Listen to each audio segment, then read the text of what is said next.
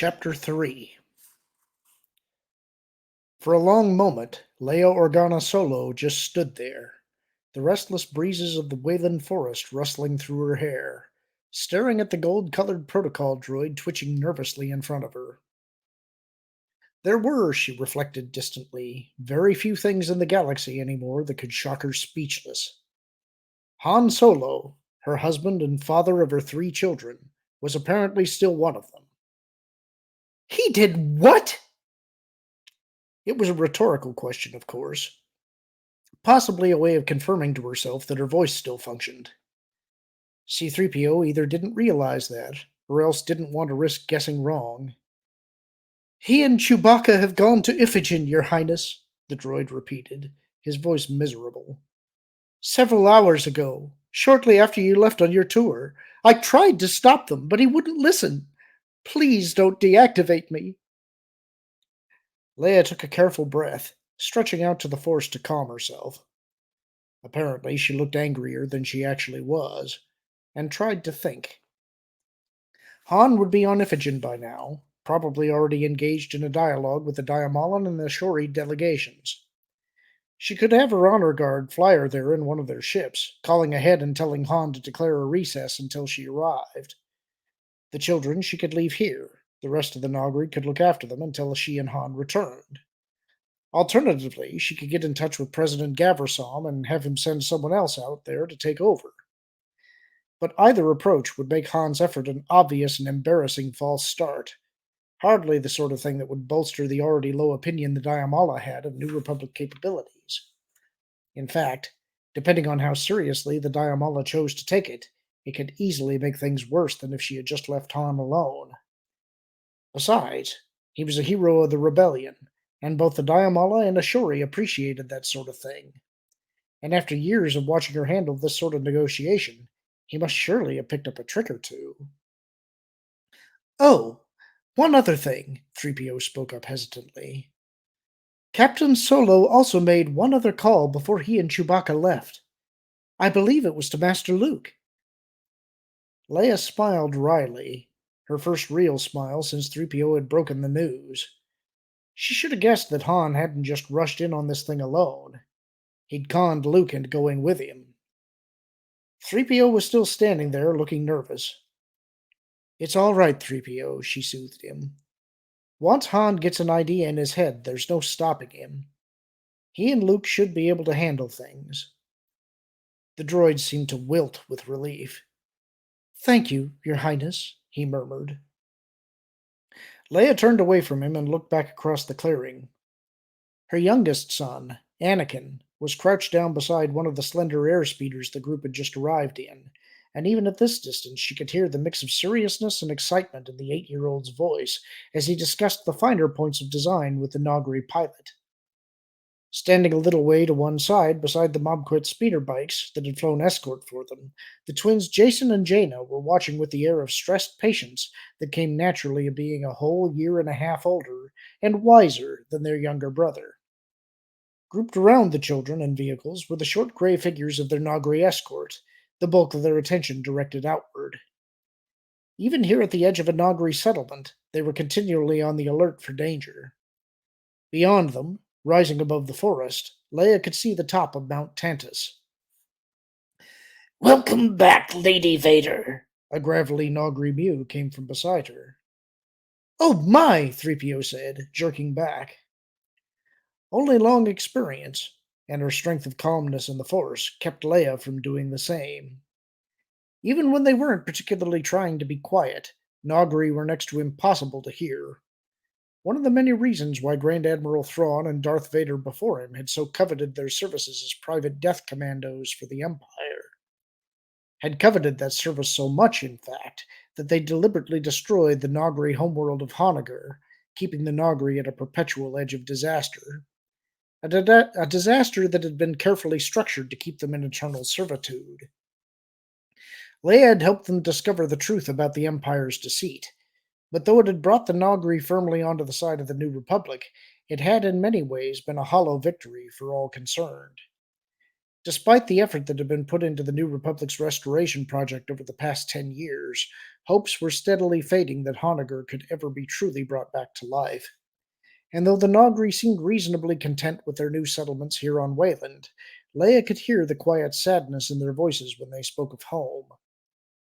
Alderaan, her own homeworld, had been shattered to dust before her eyes by the first Death Star. Honegger, brown and dead, had been destroyed more subtly, but no less thoroughly. Unknown numbers of others, all across the galaxy, had been ravaged by the war against the Empire. Some of those wounds would take a long time to heal, others never would. "I greet you, Cackmane Clan Aikmire," she said, to the Nogri standing beside her. "I trust all is well." All is well and quiet, Cackmane said gravely, giving her the Nogri bow of respect. with perhaps one small exception. "I know," Leia said. "Han and Chewie took off while we were on the tour." Cackmane frowned. Was he not to leave? He demanded, his voice suddenly darker. He told us he was summoned. "No, it's all right," Leia said quickly. Relations between Han and the Nogri had never been quite as relaxed as she might have liked, and she had no desire to add this incident onto anyone's grudge list. "He should have talked to me first, but it's all right. He probably just didn't want me worrying about New Republic politics for a while." Cackmane peered up at her. If I may say so, Lady Vader, I must concur with Han Clan Solo in this thought. Reports from your honor guard make it clear that you spend too little time in needed relaxation. "I can't argue with that," Leia admitted. "It comes of having both a family and a job to do, and a limited number of hours per day to share between them. Maybe now that Punk Gaversom's taken over the presidency for a while, things will be easier." Perhaps, Cackmane said, not sounding any more convinced of that than Leia herself felt. Still, while the Nogri people live, you shall always have a place of refuge among us. You and your children and their children. Always. "I appreciate that, Cackbane," Leia said, and meant it. There were very few places in the galaxy where she could feel as safe, both for herself and her children, as she did inside a Nogri settlement. "But you mentioned a problem. Tell me." I now hesitate to involve you, Lady Vader, Cackmane said uncertainly. You came here for relaxation, not to settle disputes. Further, I would dislike to take you away from your first sons and first daughter. "The children are doing fine right where they are," Leia assured him, looking back at the group. Anakin was halfway underneath the airspeeder now, with a pair of Nogri legs sticking out alongside his. The twins still had that strained, patient look as they talked quietly together, but Leia could see Jaina's hand fondly stroking the saddle of one of the speeder bikes. "Anakin has inherited his father's love of puzzles," she told Cackmane, "and the twins aren't nearly as bored as they might pretend. Tell me about this dispute." As you wish, Cackmane said. Please, come with me. Leia nodded. "3PO, you might as well stay here." "Certainly, Your Highness," the droid said, a definite note of relief in his voice. 3PO hated disputes. The two of them walked a short distance through the trees to a second clearing, this one the main part of the Nogri's Mount Tantus settlement. Clustered together were perhaps 30 houses, built to the same basic design of the homes Leia had seen on Honegger, though modified by the differences in local building materials. In the middle was the longer, somewhat taller Duca clan center. Other Nogri settlements on Wayland had transported their ancient clan Ducas from Honegger, making them the honored focal points of their villages on this world, just as they had back home. But the Mount Tantus settlement had a specific mission to perform, and part of that mission was to never forget what the Empire and Emperor had taken from the Nogri people. Their clan center, freshly built from local lumber and stone, was a permanent and graphic reminder of that loss.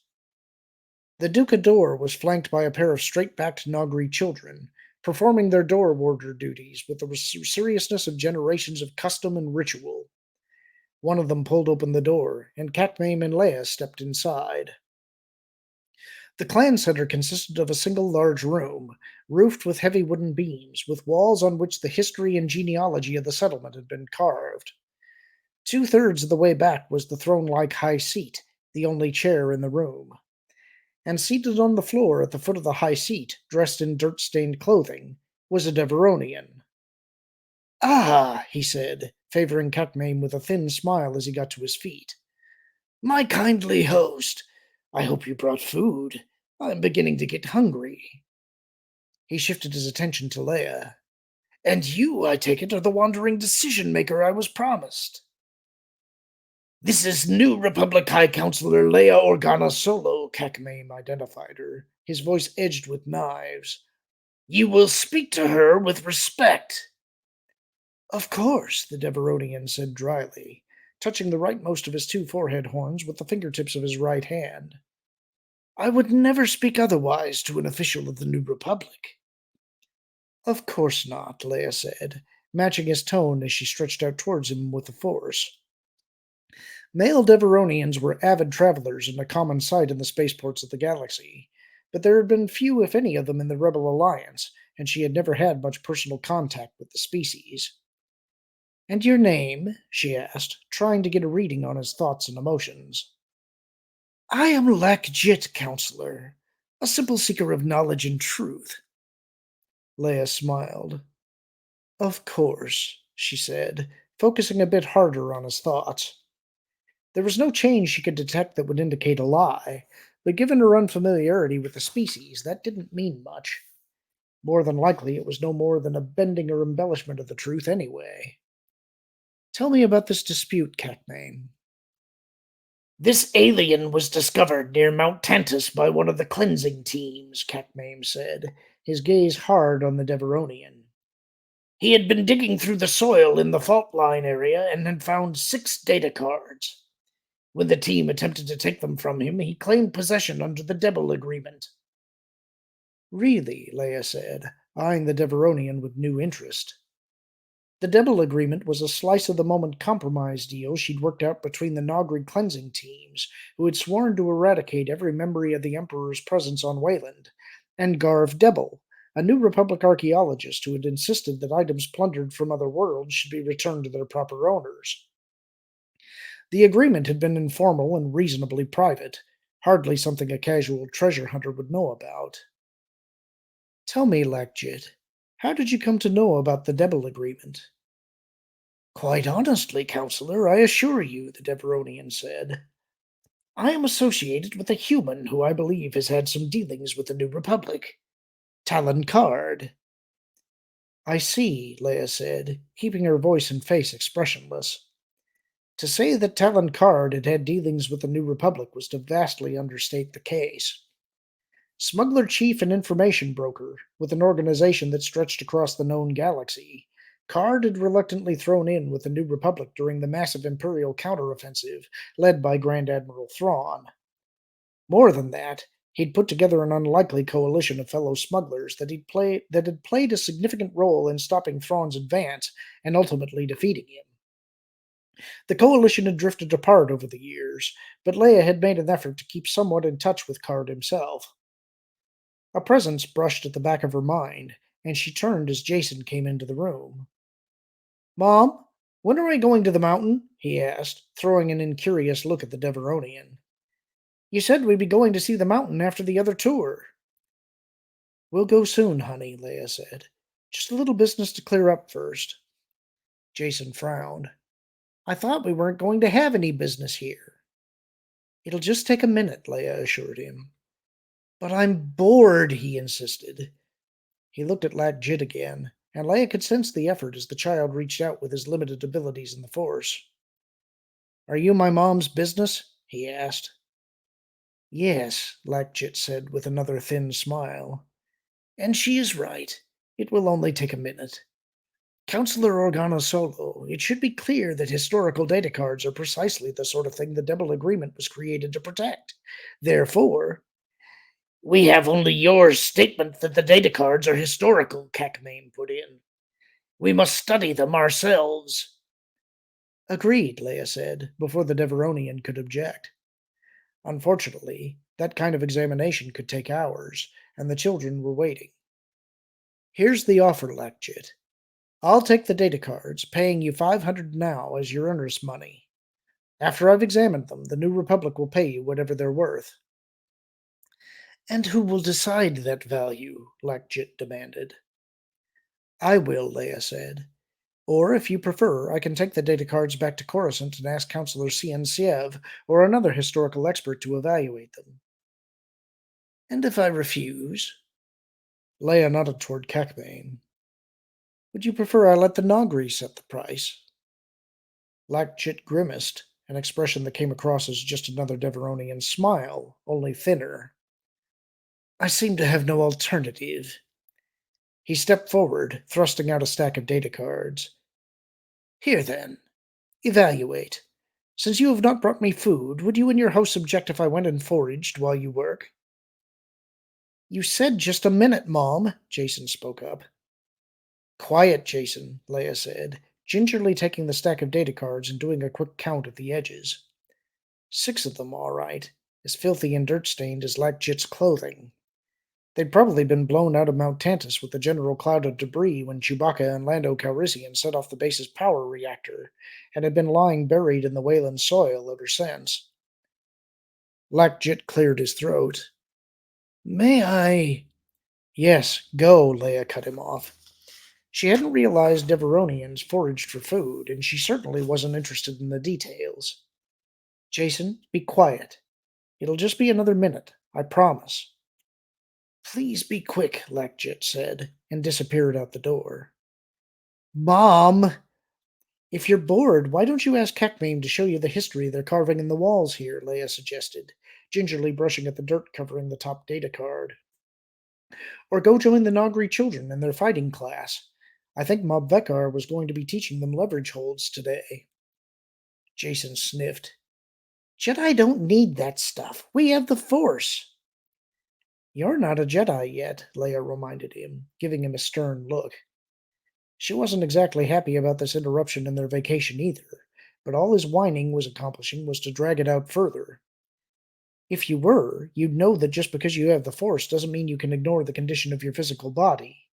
The Nogri combat classes are good exercise. So's hiking up the mountain, Jason countered. So when are we going? When I'm done, Leia said firmly, finishing her cleanup job and peering at the data card's label. Listings of the 4th Pesterive Conference, it said. Nothing important there, one way or the other. The Pesterive conferences had been completely open and just as completely documented. Unless the Emperor had his own private version of what had gone on there. Something to check out later, though the data card would have to be thoroughly cleaned before she would be willing to risk it in her data pad. Shifting the data card to the bottom of the stack, she peered at the label of the second. Equally innocuous, something about Redar mating dances. The third data card. She stared at the label, a sudden chill running straight through her. 4 words, with the dirt already brushed off. The Hand of Thrawn. Mom? Jason asked, his voice not much above a whisper. Young and inexperienced in the Force, he nevertheless was keenly attuned to his mother, almost as closely attuned as he was to his sister Jaina. What's wrong? Leia reached out to the Force, calming herself. I'm all right, she told her son. Something on this card just startled me, that's all. Jason craned his neck to look. The Hand of Thrawn. What does that mean? Leia shook her head. I don't know. Oh. Jason frowned up at her. Then how come you were so scared? It was a good question, Leia had to admit. Could the simple if unexpected appearance of Thrawn's name really have thrown her so hard? Even coupled with her memories of his near victory, it didn't seem likely. I don't know that either, Jason, she said. Maybe I was just remembering the past. Or seeing into the future, Cackmame said softly. The Malairush has great powers, second son of Vader. I know, Jason said gravely. She's my mom. And don't you forget it, Leia admonished him, mocked severely as she ruffled his hair. Now be quiet a minute and let's see what this is all about. Pulling her datapad from her pouch, suddenly not caring at all about possible dust contamination, she slid the data card in. What does it say? Kakmame asked quietly. Leia shook her head.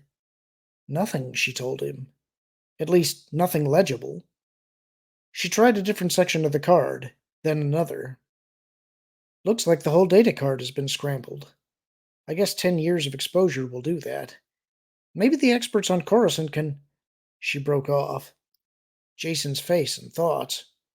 Mom, he blurted. Jaina and Anakin. It's legit, Leia snapped, stretching out through the Force and catching the sudden flash of fright from her children. She caught a second-hand image of the Deveronian charging through the clearing in a sudden cloud of billowing white smoke. Kakmame!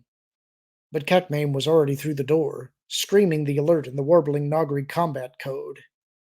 Jamming the datapad and data card back into her hip pack, Leia grabbed Jason's hand and followed Kakmame outside, clearing the doorway just as an answer trilled through the trees. They are unharmed, Kakmame said, his tone icy with grim relief. The Deveronian has stolen a speeder bike. All around them, armed Nogri were pouring out of the houses in response to Kakmame's alert. Which way was he going? Leia asked, heading across the settlement. On both sides of them, Nogri were falling into escort positions. Ahead, through the trees, she could see glimpses of the smoke as it dispersed. Stretching out through the Force, she sent reassurance to her children. Kakmame warbled again, was answered as they reached the edge of the settlement. Unknown, he reported. They could not see his departure. Most of the smoke had cleared by the time they reached the clearing a minute later. Of the 9 Nogri Leia had left there, 6 remained, pressing in a tight defensive circle around the children. Jaina, Anakin, she breathed, dropping to one knee beside them and giving them each a quick but tight hug. There was no need to ask if they were all right. Her Jedi senses had already confirmed that. Kabarak, what happened? He surprised us, Lady Vader, the Nogri said, his face set of the quiet agony of a warrior who had failed in his duty. He walked casually into the clearing and dropped his digging tool onto the ground between us. Part of the handle was disguised as a smoke grenade, which exploded with the impact. We could hear him as he activated one of the speeder bikes, but I would not allow any to try to seek him out in the smoke. Should I have acted differently? No, Kakmame said firmly. The machine is of no consequence. Only the safety of the Lady Vader's first children is important. Your honor is not compromised, Kabarak Clen Kimbar. Jaina tugged at Leia's sleeve. Why did he run, Mother? Was he afraid of the Nogri? In a way, honey, yes, Leia said grimly. Suddenly, with the clear vision of hindsight, the whole deception was obvious. Pulling the Deveronian's data cards from her hip pack, she fanned them in her hands. All of them, as she'd already noted, had dirty edges. On one, though, it was only the edges that were dirty. Lady Vader? Leia turned. From the brush at the edge of the clearing, 2 Nogri were helping up a dazed-looking 3PO. Oh my, the droid breathed. I must have taken a bad step. 3PO, Anakin squealed, ducking between his mother and Kakmame and racing across to help. You all right? 3PO briefly examined his arms. I appear to be undamaged, Master Anakin. Thank you, he assured the child. We've got to find him, Leia said, turning back to Kakmame and Kabarak and holding up the clean data card. He's still got one of the data cards he found at the mountain. I will send out more searchers, Kakmame said, pulling out a comlink. Perhaps I can also arrange an unexpected surprise for our thief. Your Highness, 3PO called. I don't know if this is of any use to you, or indeed whether or not you already know it, but before I tripped and fell... Speak quickly, Kakmame snapped. 3PO shrank back slightly. I observed the stolen speeder bike leave in that direction. He pointed. Hey, yeah, Anakin said. 3PO was outside the smoke. He's making for the northern side of Mount Tantus, Kakmame said decisively. Undoubtedly where his ship is located. Kabarak, your group will take the air speeders and remaining speeder bikes and pursue. I will take the Lady Vader and her first children back to the settlement. Just the children, Cacmame, Leia corrected, heading for one of the airspeeders. I'm going with Kabarak. 30 seconds later, the group was airborne. Do we have any idea where a ship might be? Leia asked as the vehicles tore across the landscape. The Miraneshi will know, Kabarak said. They watch all movement near the Forbidden Mountain. Perhaps that is the surprise Cacmame spoke of. Leia pulled out a set of macro binoculars from the airspeeder's storage compartment, and for a few minutes she scanned across the forest below and ahead. Nothing. He's probably staying right down at ground level, she said. That will slow him, Kabarak said. Still, if we cannot locate his ship, he will likely be able to lift off before we reach him. And unless the Nogri airspeeders were lucky enough to be right on top of him at the time, the Deveronian would be out of their firing range in a matter of seconds. Pressing her face tighter against the macro binoculars, Leia stretched out hard as she could through the force, trying to locate Lac Jit's presence. There was nothing she could detect from the forest ahead of them, but even as she tried to focus her thoughts more tightly, she caught a flicker of something else nearby. Something unexpected, yet definitely familiar, and coming steadily closer. Lowering the macro binoculars, she half closed her eyes and tried to focus on the sensation. Hold on, Kabarak snapped, and the airspeeder curved sharply around to the left. Leia grabbed for a handhold, nearly losing her grip on the macro binoculars. Ahead and below them, an old Jimsor 2 freighter had appeared above the trees. Half closing her eyes again, she stretched out towards the freighter, finally catching the Deveronian's presence. That's him, she confirmed. Can we stop him? We will try, Kabarak said. Leia grimaced. Do or do not. There is no try. Luke had quoted that Jedi dictum to her over and over during her training, and it was quickly becoming clear that here, too, there was no try. Even with the airspeeders running full throttle, the Jimsor was steadily pulling away from its pursuers. Ahead of it, there was nothing. No ships, no hills, no obstacles of any sort. Nothing that would slow it down. Already it was above the speeder bike's maximum height limit. A few minutes more and it would be leaving the airspeeders behind as well. There was a sudden gravelly mewing of Nogri words for the comm speaker. Kabarak answered, and abruptly the airspeeders slowed. Leia turned to him, opening her mouth to ask why they were giving up the chase. And with a terrific roar, a spaceship shot past them on the right, heading straight for the Jimsor. Kabarak! Leia snapped, wincing as the airspeeder bucked in the other ship's slipstream. It is all right, Lady Vader, Kabarak assured her. It is an ally. An ally, Leia repeated, frowning at the newcomer. A Corellian Action 6 bulk freighter by the looks of it. Nearly 4 times the size of Lac Jit's ship to begin with, and if the rate it was closing on the Deveronian was any indication, it had undergone a substantial engine upgrade. Lac Jit had apparently come to a similar conclusion. Banking hard to the right, he dipped back down towards the trees and then cut sharply up and around, settling into a new vector and clawing hard for space. It was a maneuver that Leia had seen used time and again in the war against the Empire, and it was one that nearly always worked against a larger and more ungainly pursuer. But in this case, it didn't. Almost before Lac Jit had even begun his turn, the Action 6 was moving to counter, and by the time the Jimsor had straightened out, the larger ship was right back on top of him, forcing him to abandon his climb or risk a mid-air collision. Slowly but inexorably, the Deveronian was being forced down. Well done, Kabarak said. Yes, Leia murmured. And finally she understood the odd sensation she'd felt a few minutes ago. So this is the surprise Cacmame promised. Yes, Kabarak said. The wild card, with your allies Talon Card and Mara Jade aboard. He eyed her, almost furtively. I trust you are not displeased? Leia smiled tightly. Talon Card, genteel smuggler chief, one-time ally of the New Republic, considered untrustworthy by the majority of the High Council. Mara Jade, former agent of the Emperor, Card's second in command, and aside from Leia herself, Luke's first attempt at teaching the ways of the Force. also considered untrustworthy. No, Kabarak, I'm not displeased at all, Leia assured him. Like the Nogri, I too remember the past.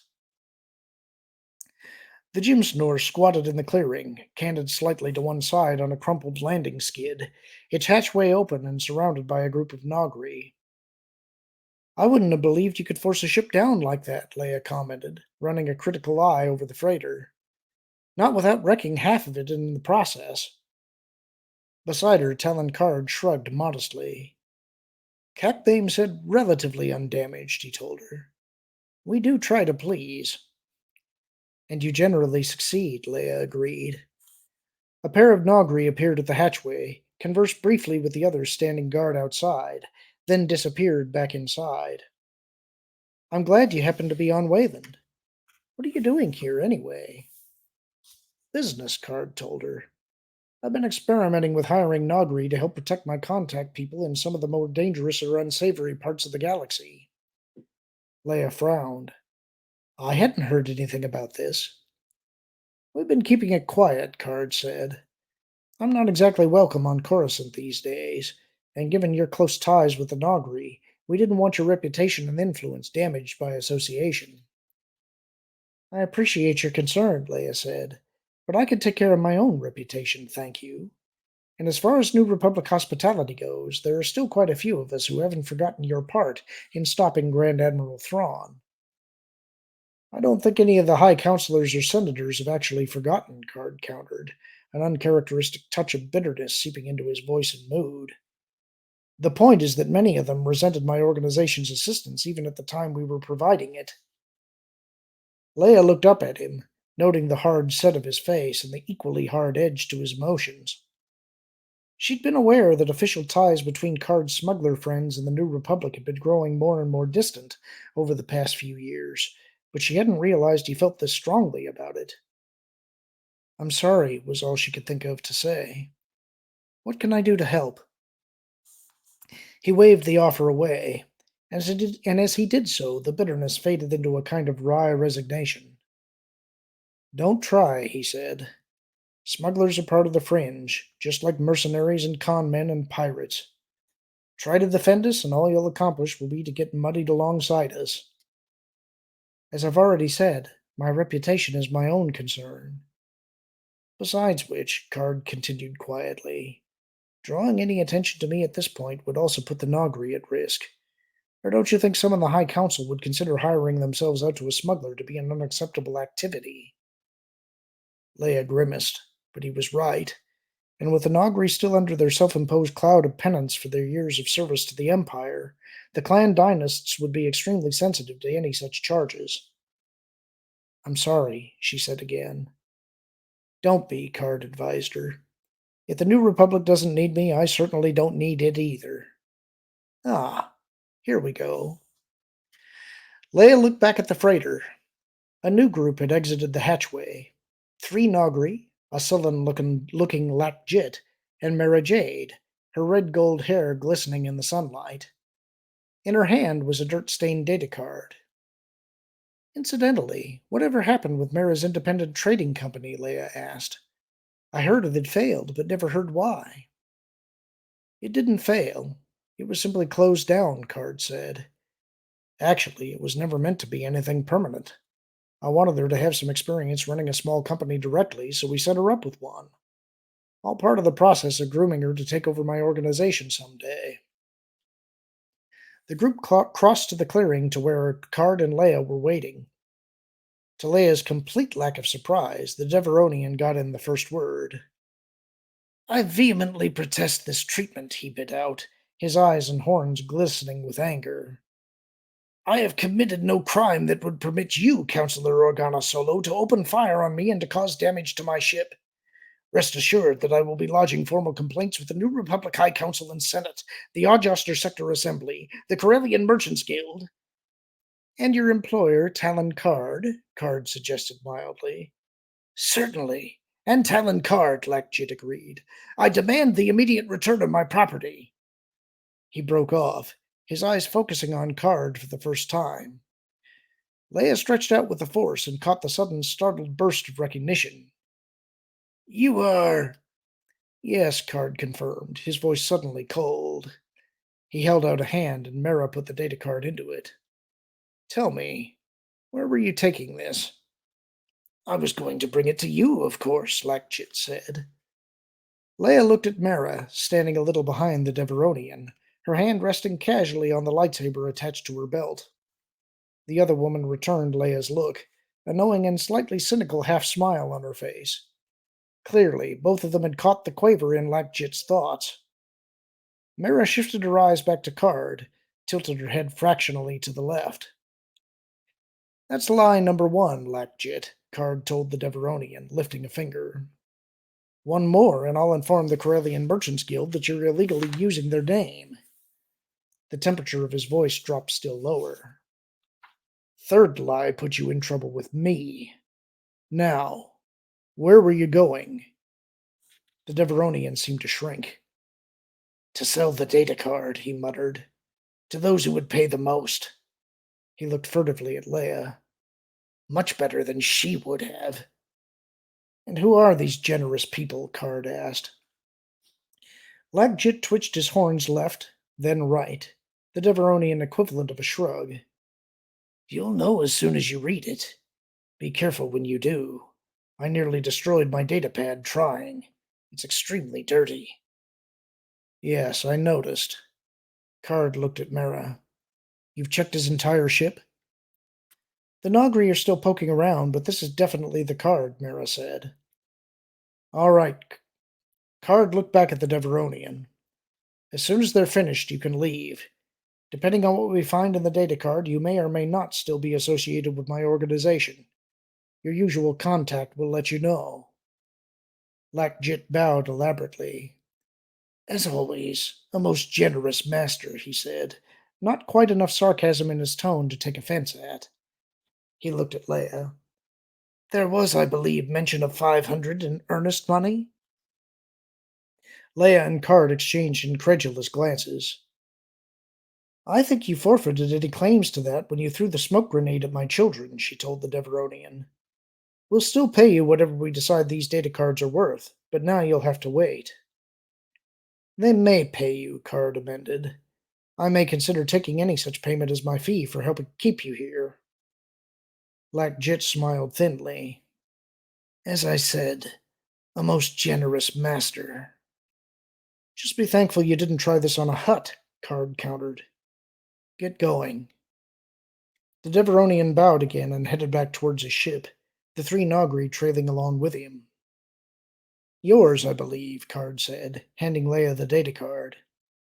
We have facilities for cleaning it aboard the wild card if you'd care to avail yourself of them.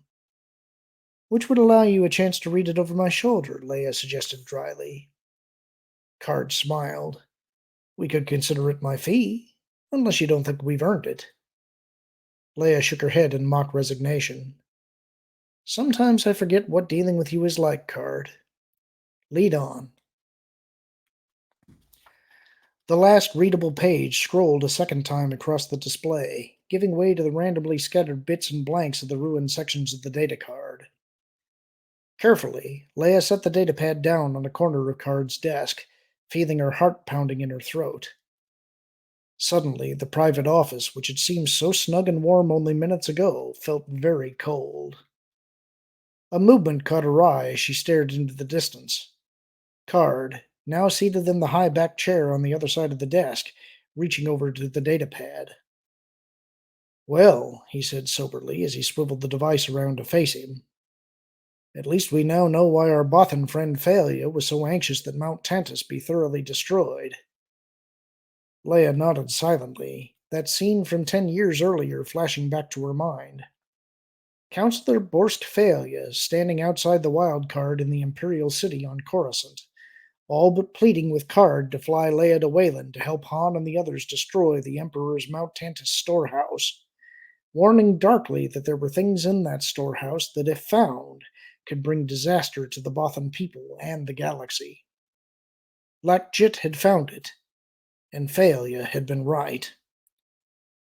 I don't suppose there's any chance the record is a forgery, Card said, gazing thoughtfully at the datapad. Something the Emperor might have created with an eye to someday blackmailing the Bothans. I doubt it, Leia said.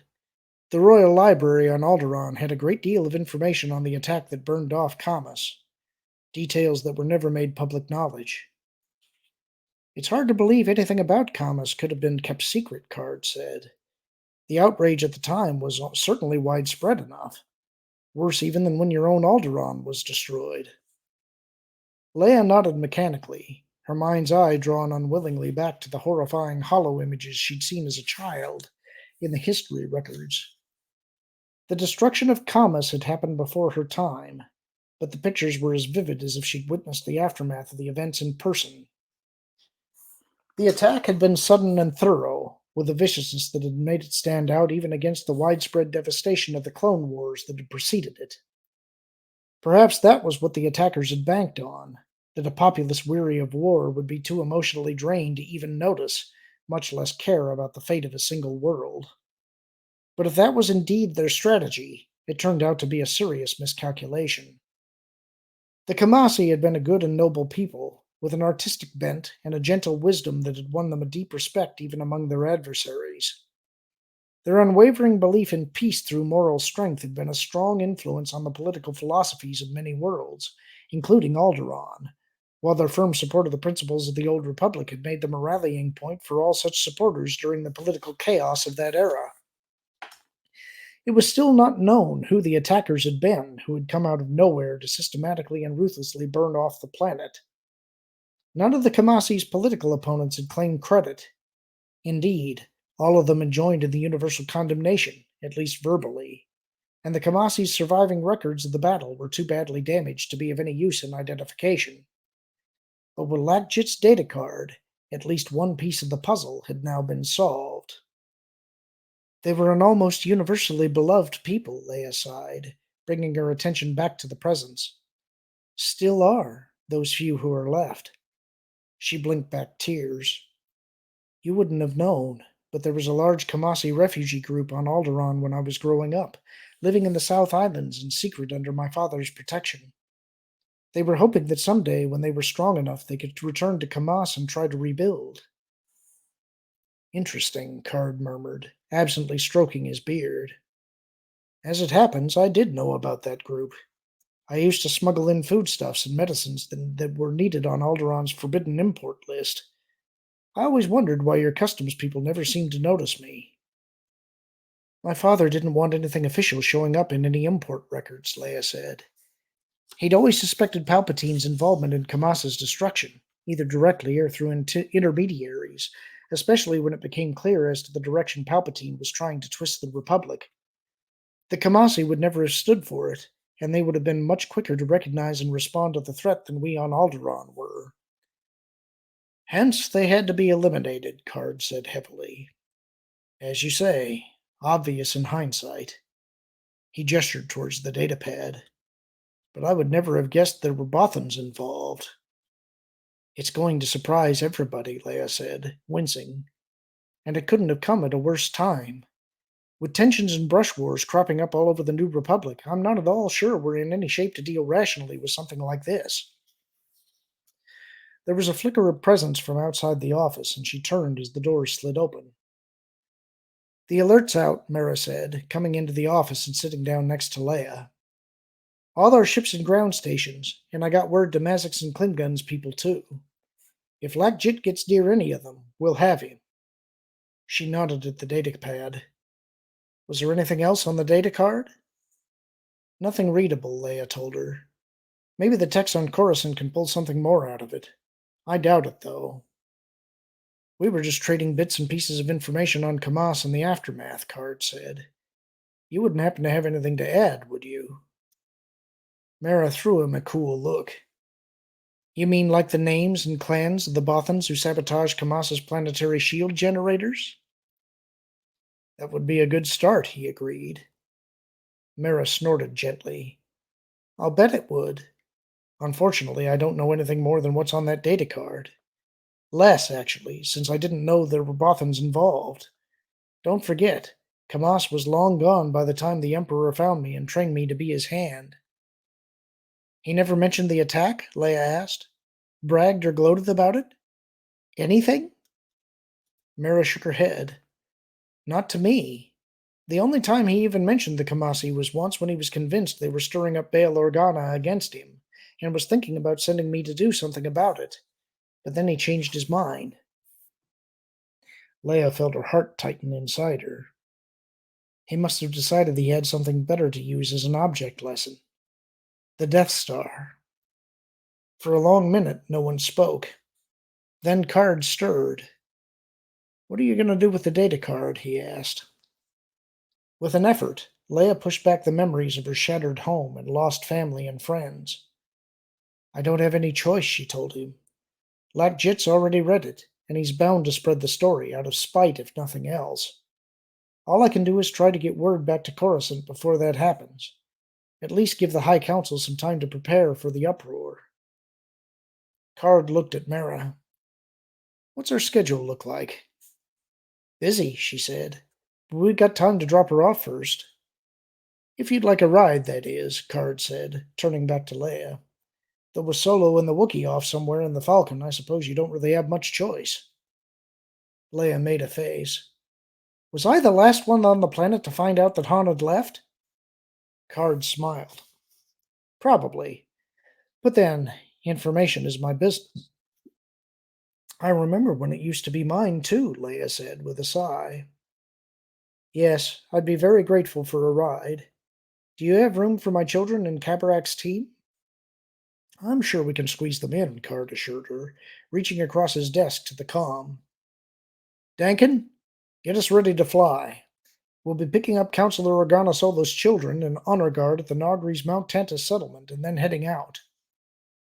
He got an acknowledgement and switched off. Kakmame said Jit found 6 data cards, he said, eyeing Leia closely. Was there anything of this magnitude on any of the others? There was one that might be, Leia said mechanically, a sudden thought jabbing like a blade into hers. Mara Jade wants a secret and powerful agent of the Emperor's, known only as the Emperor's Hand. She turned to look at Mara, found those brilliant green eyes gazing with equal intensity back at her. The Emperor's Hand, the Hand of Thrawn. A memory sparked.